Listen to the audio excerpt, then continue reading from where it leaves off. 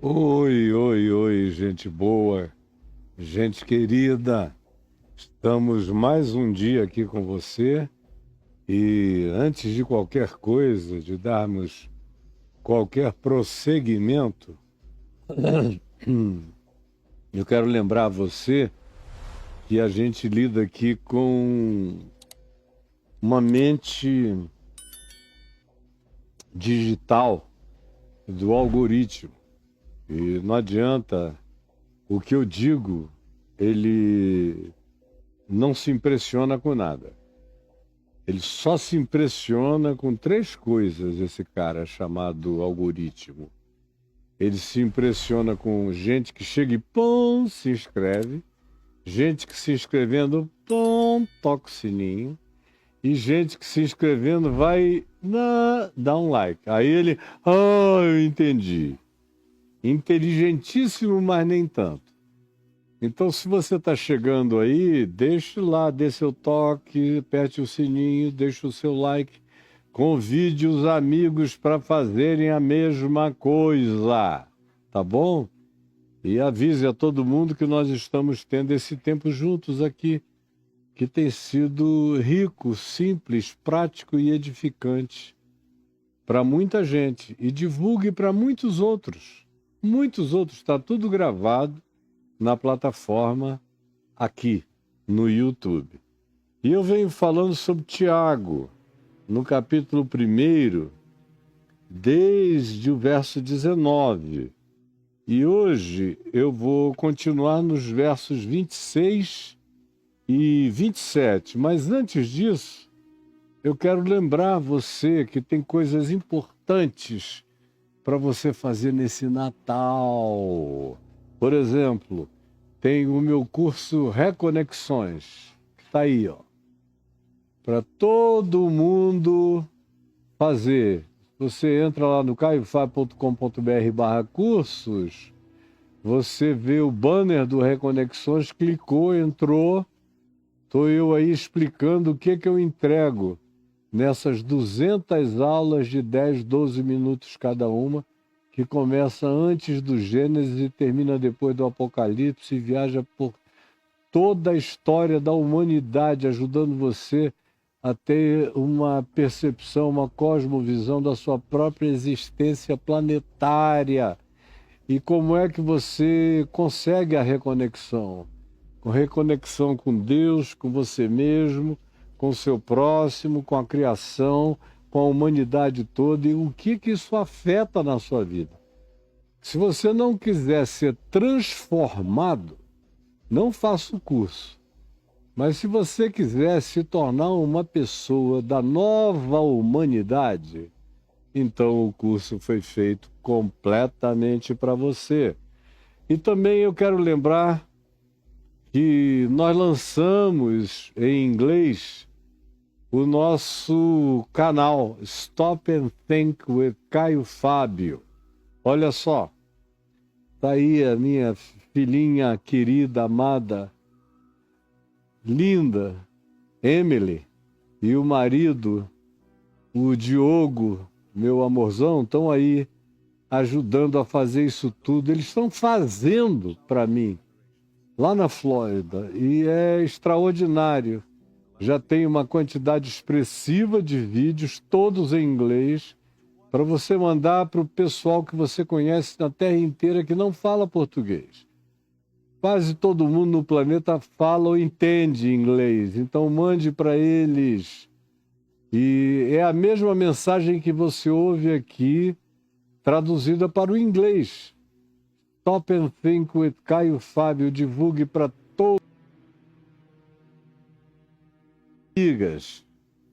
E também eu quero lembrar você que neste Natal nós estamos lançando uma série documental especial chamada Os Dominadores do Sagrado, os manipuladores do sagrado, da religião, os manipuladores dos fetiches fabricados em nome de Deus, são os manipuladores do sagrado, olha só. Os dominadores do sagrado.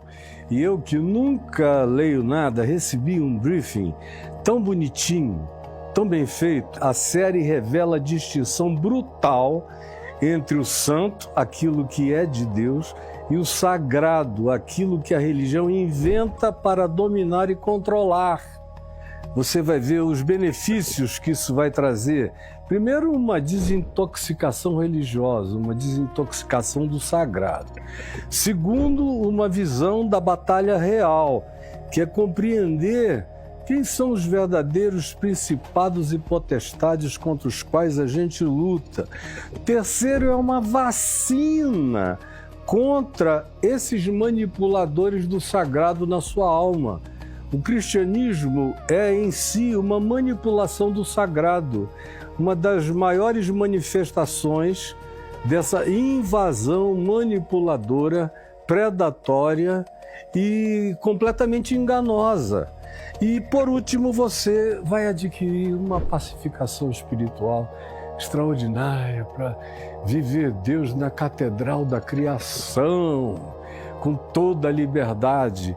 E aí você vai ver todas as coisas. Eu começo falando da diferença entre moral e ética, depois eu falo da invenção do cristianismo lá no hipódromo de Istambul, depois eu levo você ao rival de Jesus em Tiana e falo de Apolônio, assim chamado, mas era só um cara do bem que você vai conhecer. Lá em Goreme, na Capadócia, quando eu falei sobre o refúgio dos desigrejados daquele tempo, e na Basílica de São João, vou falar sobre a idiotice do sagrado. Aí em Éfeso, eu vou falar sobre o confronto econômico e espiritual do Evangelho numa dada situação ou condição social. E depois a gente chega em Laodiceia, rica, poderosa, e aí eu falo sobre a igreja miserável e o Jesus excluído, que está do lado de fora dela, tanto quanto quando a gente chega para falar em Colossos, dos principados e potestades agindo no contexto político, religioso, econômico em geral. Em Hierápolis, eu falo do evangelho do vem e vê. Vem e vê, vem e prova. Falo do martírio de Filipe, que aconteceu em Hierápolis, e pouca gente sabe que era um lugar fantástico e arqueologicamente até hoje ainda é lindo de ver. Você não pode perder os dominadores do sagrado. Eu fiz pensando em você. Fiz mesmo. E são 9 episódios para você se presentear nesse Natal. O pessoal está lá de plantão. É só escrever aí caifá.com.br/cursos. O pessoal está lá, esperando. Ou então nas minhas plataformas, aonde quer que você encontre alguma capa escrito Sagrado, Dominadores do Sagrado, pode entrar ali e dizer eu quero que a moçada vai mandando para você. Então não perca essa oportunidade de se presentear nesse Natal. Vai mudar toda a sua consciência. São anos e anos e anos de evolução que você vai ganhar em apenas 10 horas. Porque eles têm mais ou menos 1 hora de duração, 1h10. Então em 10 horas você vai ganhar anos e anos e anos e anos de atraso religioso, de atraso provocado pelo acachapamento do sagrado. E dê também para os seus amigos de Natal, para as pessoas que você ama. Dê a eles, eles nunca mais esquecerão e ficarão imensamente gratos. Bom, agora que eu dei tempo para todo mundo chegar aqui, eu quero voltar para Tiago, no capítulo 1, e lembrar que a gente vem falando de algumas coisas em sequência, como começamos com Tiago dizendo: vocês todos sabem que todo aquele que queira viver com Jesus e com a sabedoria de Jesus e com a vida de Jesus em si mesmo, tem que aprender coisas básicas. Primeiro, ser pronto para ouvir, Segundo, tardio para falar, tem pressa nenhuma de opinar, e tardio para se irar, porque aquele que vai se entregando à sua ira vai ficando viciado nela e depois se torna escravizado dela, e a ira adoece a alma, a mente, a psique, até o corpo da gente. Destrói a gente e as nossas relações acabam. Uma pessoa iracunda, irascível, cheia de raiva, irritada, é um ser abominavelmente desprezível para o convívio pacificado com qualquer pessoa que queira viver minimamente em paz. Aí nós vimos que a ira do homem não produz a ira da justiça de Deus. Se alguém quiser que Deus faça justiça em seu favor, abandone a ira, se desvie do furor e não faça justiça com as suas próprias mãos. Aí nós vimos o chamado a despojarmos-nos da impureza mental, emocional, afetiva, do bordel interior, da mente carregada de desejos e traições e lascívia e vontade de possuir qualquer um que não seja seu, seja do outro, e se for do outro, melhor ainda, mais gostoso, mais gostosa, mais atraente. Tiago diz, olha, limpa a cabeça, limpa o coração, limpa as emoções e também se desfaça de todo acúmulo de maldade. Todo acúmulo de maldade. E em contrapartida, acolham a mansidão.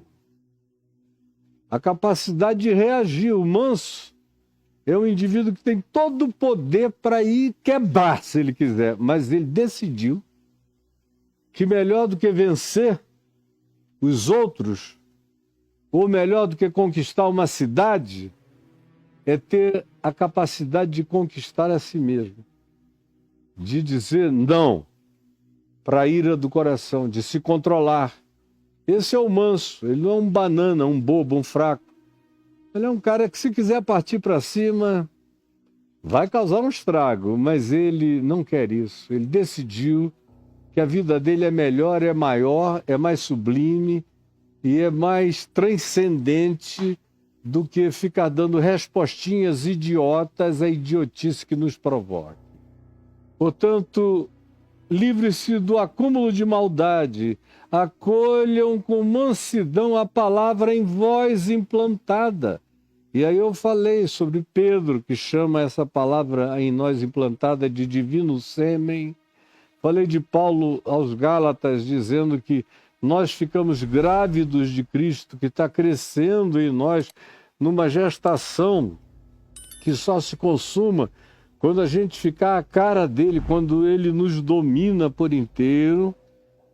E aí prossegue dizendo, tornai-vos, pois, praticantes da palavra e não somente ouvindo, enganando-vos a vós mesmos. É o pior tipo de auto-engano, é o auto-engano do crente, que porque decora catecismos e confissões de fé e aprendizados decorados em cursos eclesiásticos, fica achando que alguma coisa do Evangelho entrou nele.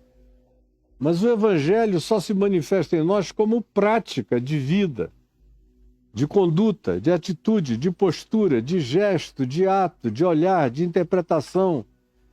Ele só se manifesta em nós como fruto do ser. Se não for assim, você está se enganando. Porque se alguém é ouvinte da palavra e não praticante, assemelha-se ao homem que chega diante do espelho e olha o rosto. Natural. Deixa eu ajeitar o cabelo para cá, ajeitar para cá. E o que eu estou ouvindo aqui está dizendo que eu estou assim meio cego, deixa eu abrir os meus olhos. Naquela hora ali, ou até você se agrada do discurso, mas saiu é como quem sai da frente do espelho e esquece da aparência. E vai embora. E ele diz assim, são aqueles que ficam ouvindo o Evangelho, são como aqueles que olham para um espelho e veem a sua face. Se desagradam de muita coisa, prometem que vão melhorar, vão se curar, vão ajeitar, vão dar forma, vão fazer dieta, vão encontrar uma fisionomia melhor para si próprios, mas retirando-se do ambiente do evangelho, da palavra, do ensino, eles seguem ali na esquina, já esqueceram de tudo, se tornaram outras pessoas, enganando-se a si mesmos. Esquecem-se de como eram e assumem de novo o seu rosto natural, que é uma carranca de maldades muitas vezes, pois a si mesmo se contempla e se retira e para logo se esquece de como era a sua aparência.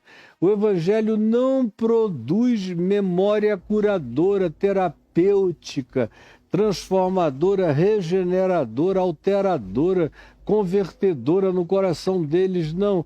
Eles gostam de ouvir para dizer: paguei o meu pedágio de audição do Evangelho, e chega ali na esquina, apaga tudo com uma amnésia autodeliberada. Aí nós vimos ontem o verso 25 que diz: mas aquele que considera atentamente na lei perfeita, que não é a de Moisés, não é a da Torá, não é o Código de Hammurabi, não é a lei dos mesopotâmios, nem dos assírios, nem de grupo humano nenhum, nem dos catecismos cristãos, de nada. A lei perfeita, lei da liberdade, é a expressão do Evangelho de Cristo Jesus, que é a lei da liberdade, como Paulo diz: todas as coisas me são lícitas, embora nem todas me convenham. Todas as coisas me são lícitas, embora nem todas me edifiquem. A lei da liberdade é isso, ela não lida com é lícito ou não é lícito, ela lida com saúde, ela lida com bom senso, com sabedoria, convém, faz bem, edifica, constrói, melhora as relações, me melhora para os outros e melhora os outros para mim, melhora o ambiente, transforma esse caldo tenso de troca, de energias, de vibrações, de intensidades espirituais, psíquicas, mentais e até de vibrações neurais negativas, pela pacificação que acalma tudo e até cura a mente, o corpo, a alma, o espírito. Portanto, me diga, aquele que considera atentamente a lei perfeita, a lei da liberdade, e nela persevera, não é aquele que ouve, aplaude e logo se esquece, ele persevera. Ele continua, ele não volta atrás, ele não faz moonwalking, não sendo ouvinte negligente, como a maioria absoluta é, mas, ao contrário, um operoso praticante. Esse será bem-aventurado em tudo quanto fizer. Com essa atitude, você se torna um sucesso de Deus no mundo. E sucesso de Deus não é medido por valor do teu relógio, dos carros de luxo, das muitas casas que você adquiriu, ou do dinheiro que você acumulou. Não, o sucesso de Deus é medido por paz, por amor, por mente limpa, por um coração vazio de maldade, por um olhar sem juízo de perversidade, com a vontade de buscar, sobretudo e antes de tudo, paz, que não amaldiçoa, que não se vende para nenhuma realidade maligna contra o próximo, que não empresta o coração à inveja, nem à competição, nem à disputa. Esses aí podem ganhar trilhões, mas vão morrer secos, porque não foram objeto da bem-aventurança de Deus naquilo que realizem. Eles podem ter filhos que não gostam deles, podem trocar de mulher de ano em ano, mas só pegarão pessoas aproveitadoras, Agora, aquele que anda na lei da liberdade, na lei perfeita, na lei do amor, com perseverança, na lei do amai-vos uns aos outros como eu vos amei, o que quereis que os próximos vos faça, fazer isso antes a ele. Essa é a única lei do Evangelho, é o novo mandamento de Cristo, é o único que vale. E Paulo diz aos Gálatas, quem ama, cumpre toda a lei, não precisa nem pensar mais em lei, basta amar com amor ágape, de atitude, de busca de bondade, de felicitar a existência, ao invés de torná-la difícil para os outros. Quem ama com esse amor segundo Deus, em tudo que toca, ele é bem-aventurado. Na cabeça que ele põe a mão, a graça e a cura chegam. Aonde ele abraça, as pessoas vão embora melhores e acalmadas. Aonde ele olha, tem um toque de luz celestial invadindo pacificadoramente o coração daquele que recebe. Essa é a bem-aventurança prometida para aquele que persevera na lei do amor. Aí a gente chega no dia de hoje, que diz, se alguém supõe, isso é uma suposição, que Tiago está dizendo, se você tem essa suposição, essa pressuposição, essa arrogância, essa falsa impressão, essa ideia pessoal equivocada, se você desenvolveu esse auto-engano para você mesmo, se alguém supõe ser religioso e diz, ah, meu Deus, eu sou religioso, eu tenho pavor dessa palavra. Eu só não desgosto dessa palavra no contexto certo, que é esse que eu vou apresentar a você hoje. Existe um contexto exclusivo em relação ao qual a palavra religioso é própria, é pertinente, é insubstituível. Que contexto é esse? É em relação a Deus? Alguém pode ser religioso para Deus? Não, é mentira. Você vai ficar só ou com a mão junto, ou com o olho fechado, ou se balançando, ou se ajoelhando, ou repetindo a reza.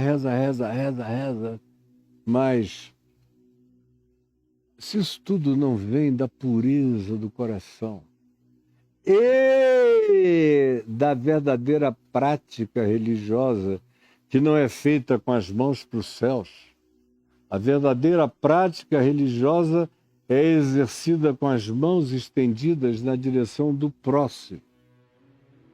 Do próximo. Do próximo. Porque estender a mão para Deus é muito fácil, ele não está precisando de nada. Meu filho, muito obrigado pelo teu carinho, mas olha, pega essa tua mão e baixa. E olha, enxerga, porque em volta de ti estão todos os portais de acesso à verdadeira religiosidade. O portal de acesso à religiosidade que Deus considera é aquele que estende a mão para levantar o caído, é aquele que socorre o necessitado, é aquele que ampara o órfão, que cuida da comida dele, que se preocupa em colocá-lo na escola para ter educação, que cuida das necessidades dele, que patrocina o sustento dele, que se importa com a saúde dele. Essa é a verdadeira religião. Só existe religare em relação ao próximo.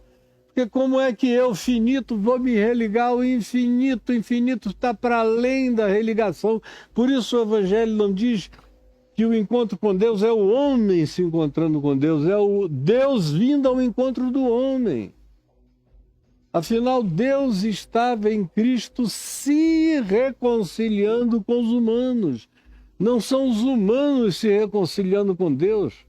Não há quem ame a Deus, quem tema a Deus, quem sirva a Deus. Não há ninguém, só tem arremedo disso. E Deus começa a me levar a sério quando eu enxergo o meu próximo. Como diz o apóstolo João na primeira epístola dele, se alguém passar e vir o seu próximo, enxergar o seu próximo passando necessidade. Olha, corta para essa câmera aqui que ela tem um ângulo mais amplo aqui em volta. Ó. Vamos fazer de conta que aqui o meu próximo são essas coisas. Tem uma planta aqui, ó. Tá vendo? Esse aqui é o meu próximo. Eu passo e eu vejo. Tá passando necessidade. Como essa planta aqui só não morreu porque eu molho, né? Eu cuido dela. Largar ela sozinha que ela seca. Se eu passo e vejo o meu próximo em necessidade e eu tenho o poder de ajudar, eu posso ajudar. Eu tenho dinheiro, eu tenho comida, eu tenho alimentos, eu tenho braço, perna, afeição, eu tenho relacionamentos, eu posso ajudar. Mas vendo e podendo, eu todavia, apesar de ver e de poder ajudar, fecho para ele o meu coração, o apóstolo João pergunta: como é que pode permanecer em você ou em quem quer que seja o amor de Deus? Se quando você vê o objeto do amor de Deus precisando de você, porque Deus não precisa de você, mas os humanos precisam, e você fecha o coração, Deus fecha as portas para você também. É toma lá da cá. Perdoa as nossas dívidas assim como nós perdoamos os nossos devedores. O pão é nosso porque pressupõe que se chegar para mim eu compartilho com outros. Porque se chegar para mim e eu não compartilhar com ninguém, não vem mais para mim. E se vier, vai ser aquele pão que não carrega bênção, que não carrega graça, que não carrega paz, que não produz harmonia, nem gratidão. Às vezes é o pão que adoece, porque o olhar o amaldiçoa pela atitude de arrogância e de soberba. Se alguém supõe ser religioso, deixando de refrear a língua, olha só. João disse, olha o próximo. Tiago começa de um lugar mais íntimo, intrínseco, visceral e inafastável da vida da gente, que é a língua. Graças a Deus eu não tenho um linguão. Nunca tive um linguão. Tenho uma língua. Boa para falar, para comer, para degustar, para tudo que serve.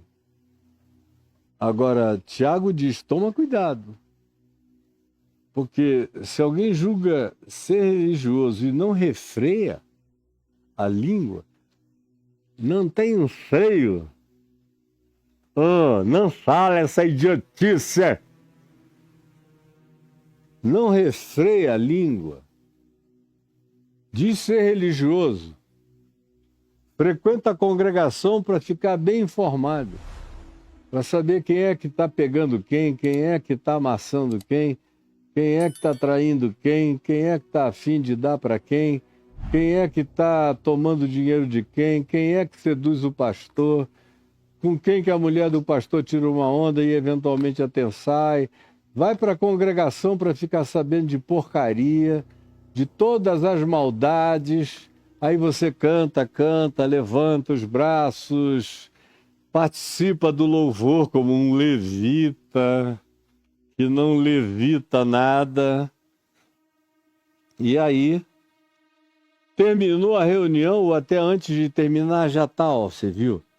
Cara, aquilo aí tá rolando alguma coisa que eu sei, presta atenção. Meu Deus, olha como é que essa mulher veio com esse vestidinho apertado que tá entrando no rego da bunda dela.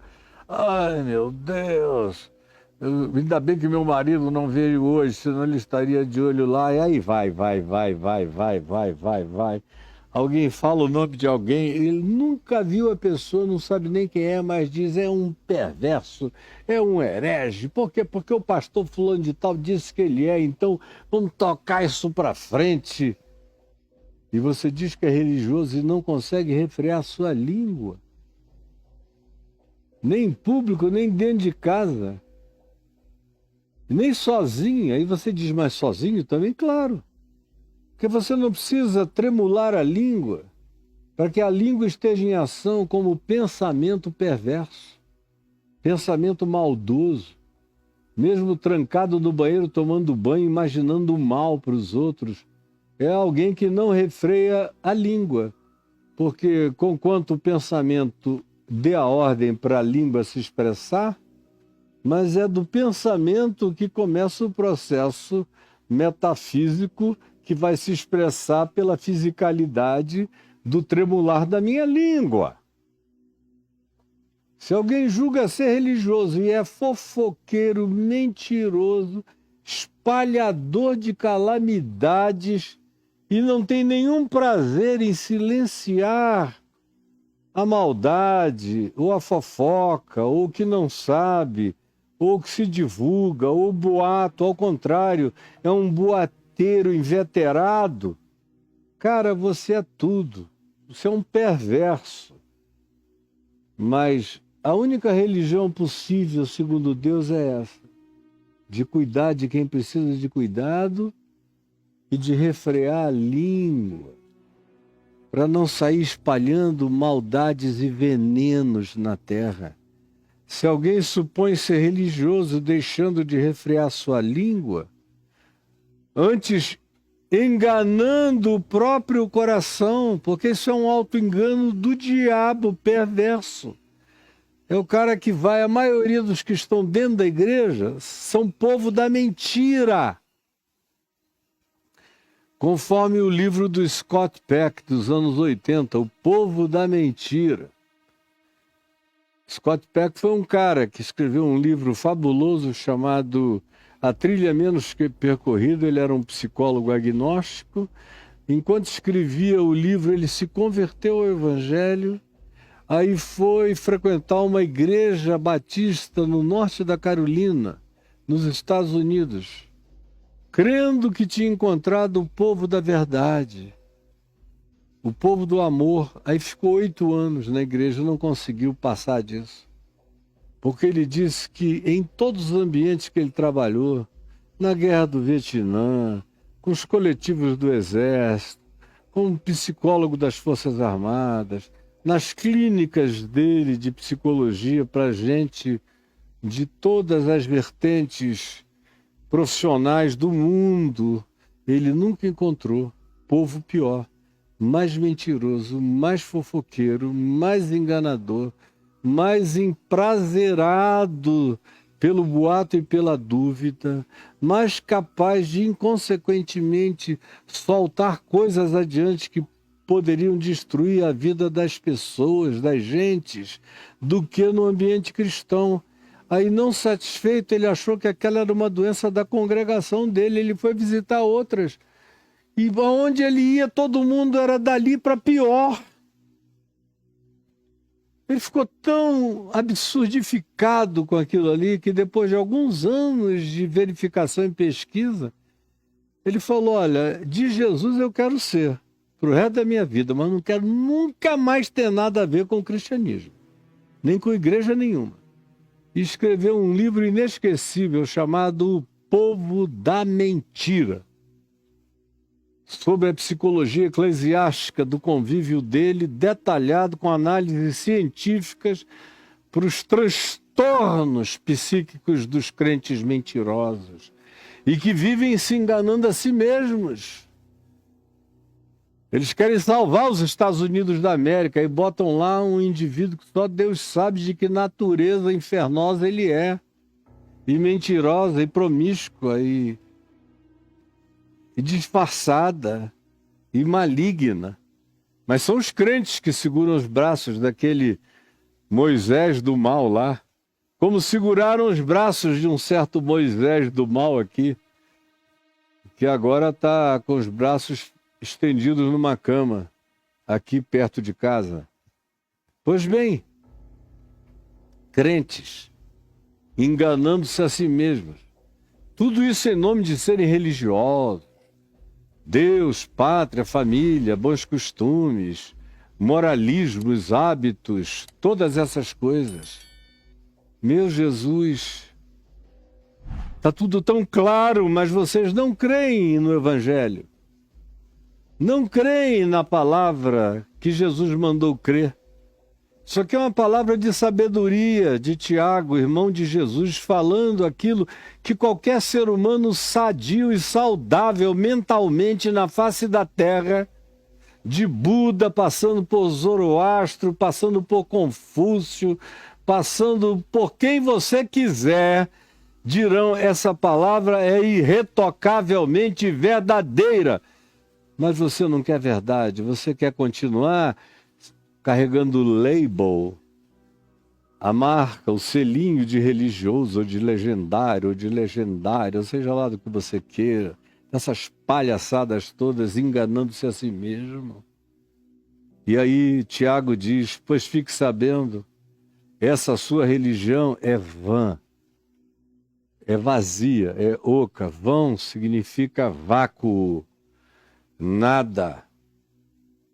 Quando o Eclesiastes diz que tudo é vaidade correr atrás do vento, é porque vaidade, vento, vacuidade e nadeza, que no inglês seria nothingness, essa coisa que é o vazio do nada, o coisa nenhuma, é o que caracterizam a sua religiosidade.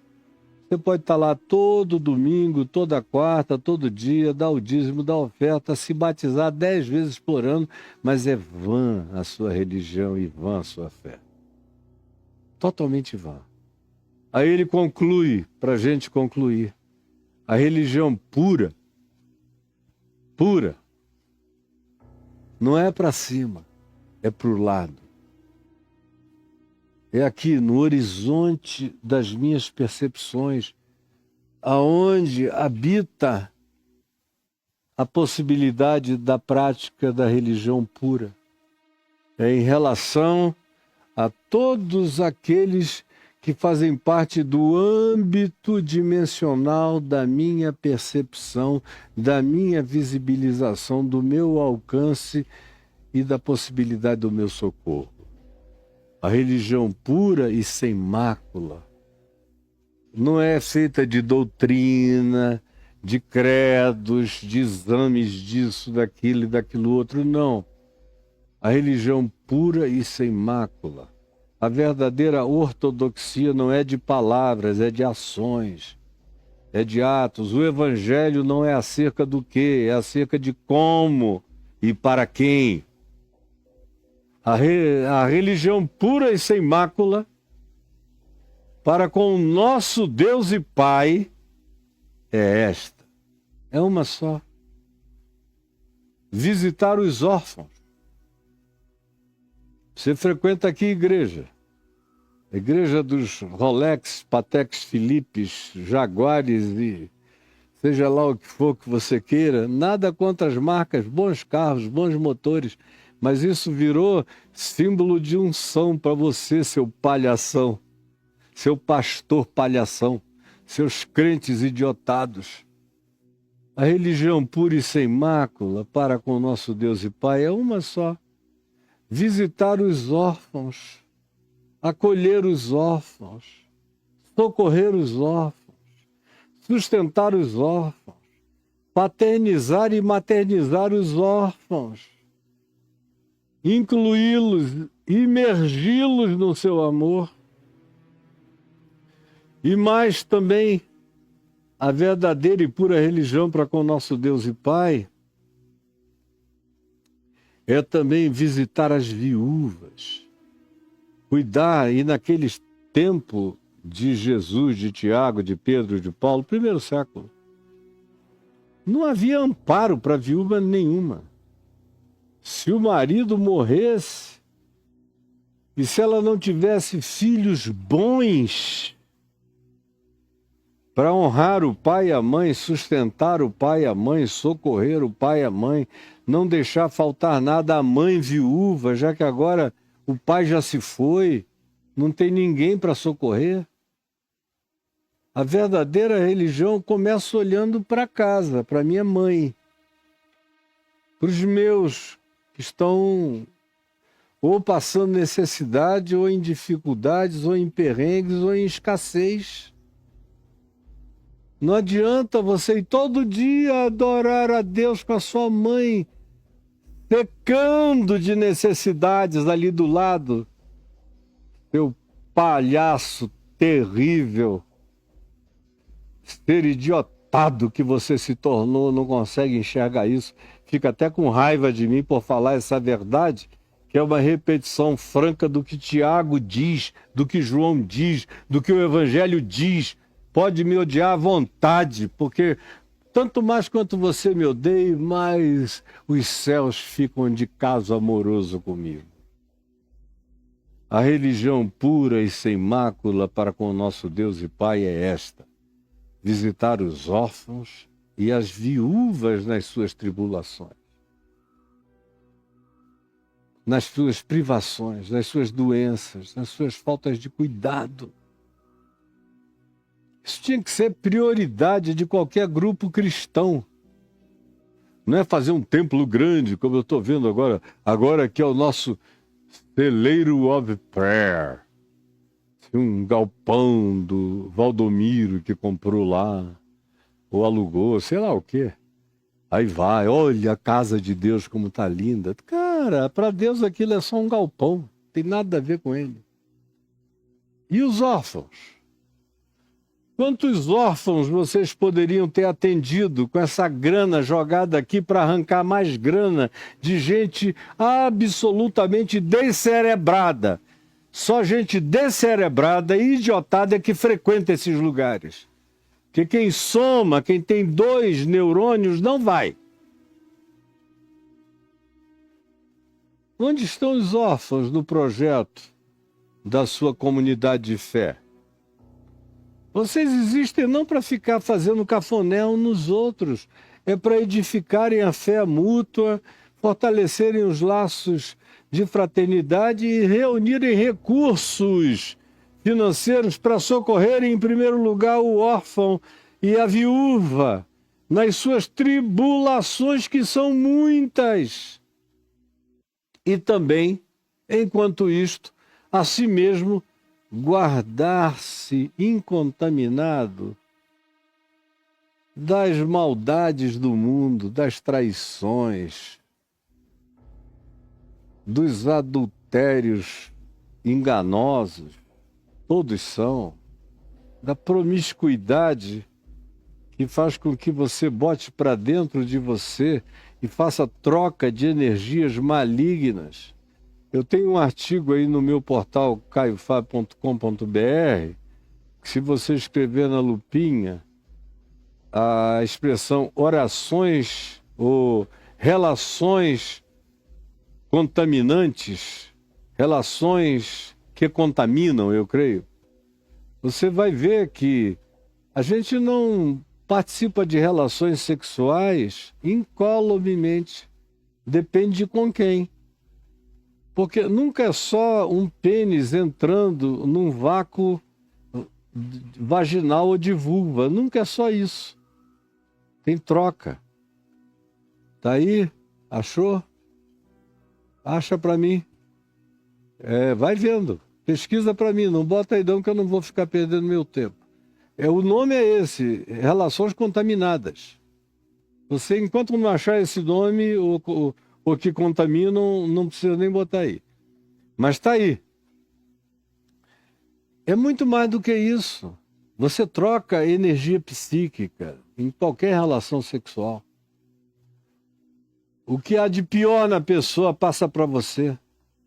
Como também quando é uma relação de amor, o que há de melhor na pessoa se transfere para você. É por isso que eu vejo meninas que tiveram muitos homens na vida e conheço algumas delas desde garotinhas, e elas eram purinhas. Depois do 50º homem na vida, elas vêm conversar comigo, elas já são hidras assim, de muitas cabeças, parecem uns polvos com braços e tentáculos, e elas chegam sempre com a mesma questão: eu perdi o meu senso de identidade. Mas é claro, minha filha, você virou uma legião de inserções penianas dentro de você. A mesma coisa com os homens. Está pensando que bota e tira, lava e acabou? Não, fica. Fica o resíduo energético em você, vai acumulando.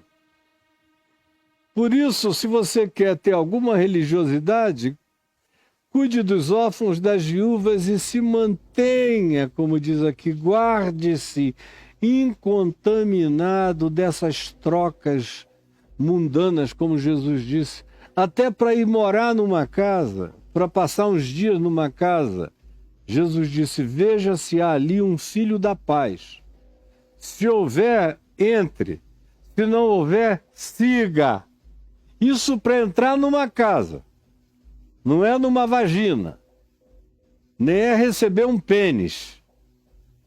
Que é infinitamente mais profundo. É uma acoplagem que não é só física. Não é pele com pele. Tem muito mais. Tem troca energética de vários níveis dimensionais. Te altera.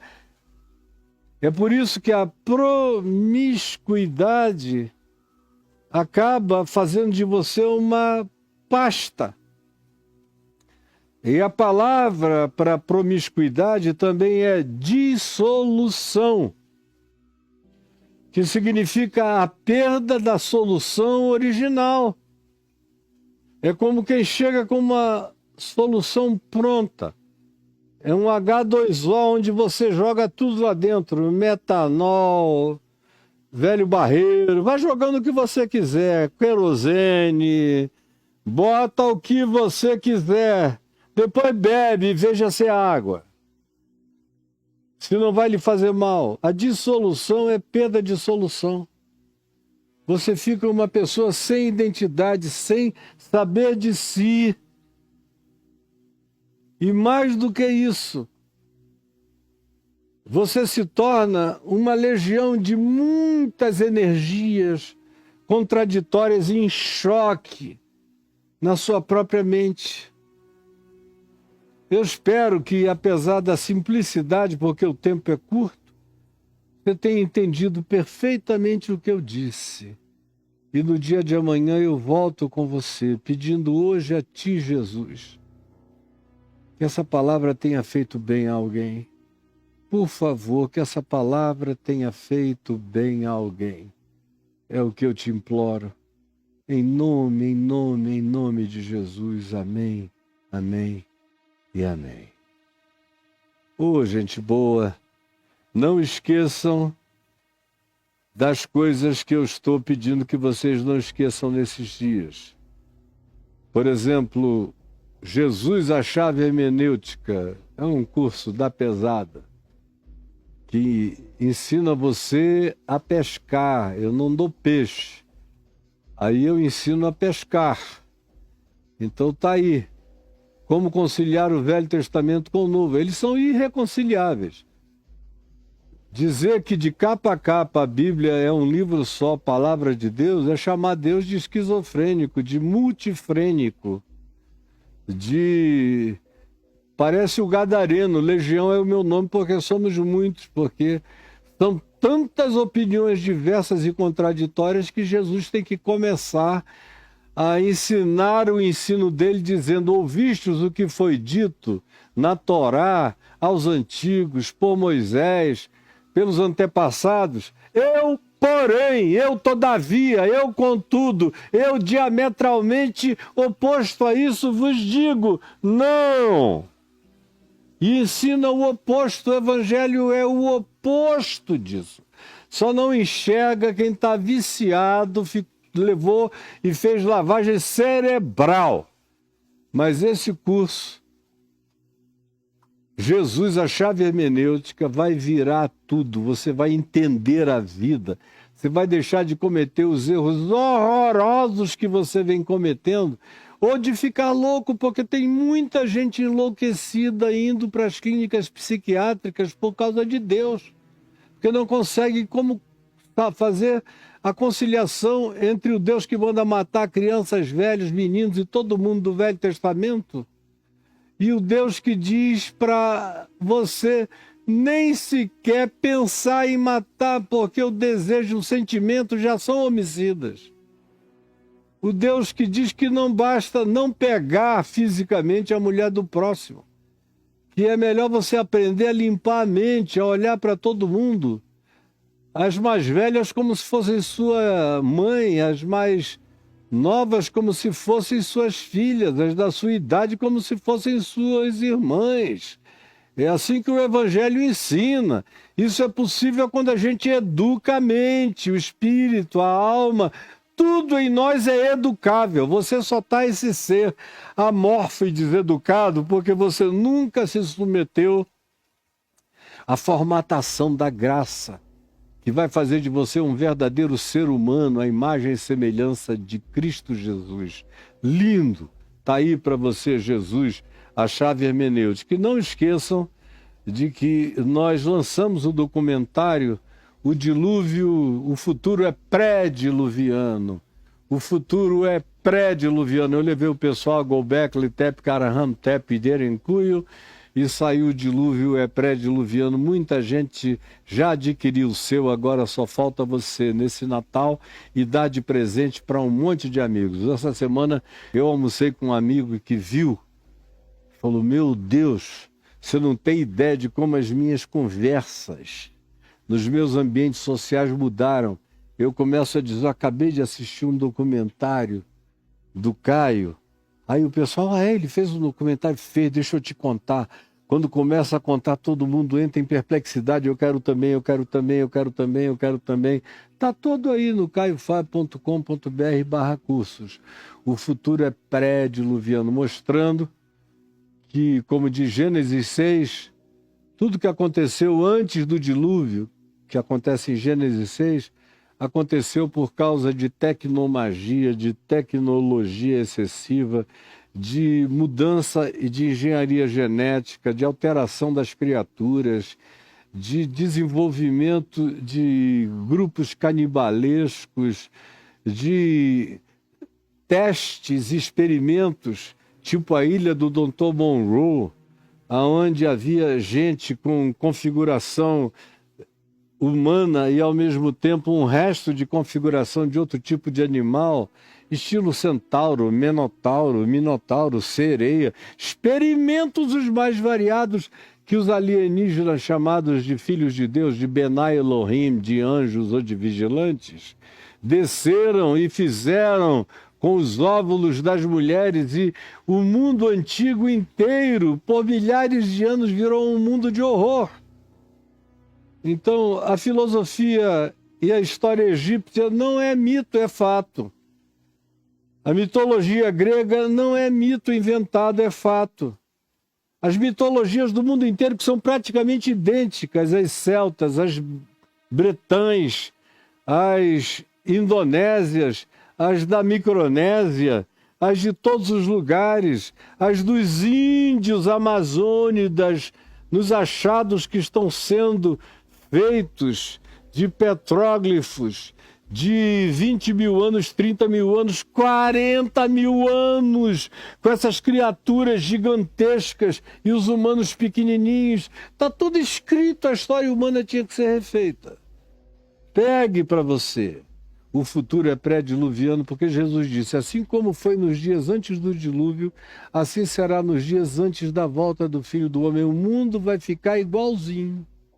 Nos próximos 10, 15 anos você vai ver o mundo ficar igual ao mundo de Noé, só com outra semântica, outra descrição. O que para eles era magia, para nós é tecnologia. O que para eles era um assombro sobrenatural, para nós é engenharia genética. Enfim, isso vem para o bem e vem para o mal. A árvore é do conhecimento do bem e do mal. Pegue aí o seu. O futuro é pré-diluviano. Faça isso e faça já. Enquanto isso, eu fico por aqui e eu volto com você no dia de amanhã, com a graça de Deus.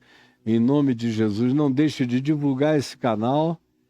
Você chegou agora, não é inscrito? Se inscreva, clique no sininho e deixe o seu like.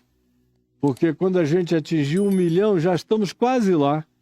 Atingirmos 1 milhão, eles vão colocar a gente muito mais projetadamente na plataforma do YouTube. Ajude-nos a atingir esse alvo só para divulgarmos mais essa mensagem. Que Deus abençoe você em nome de Jesus. Amém, amém e amém.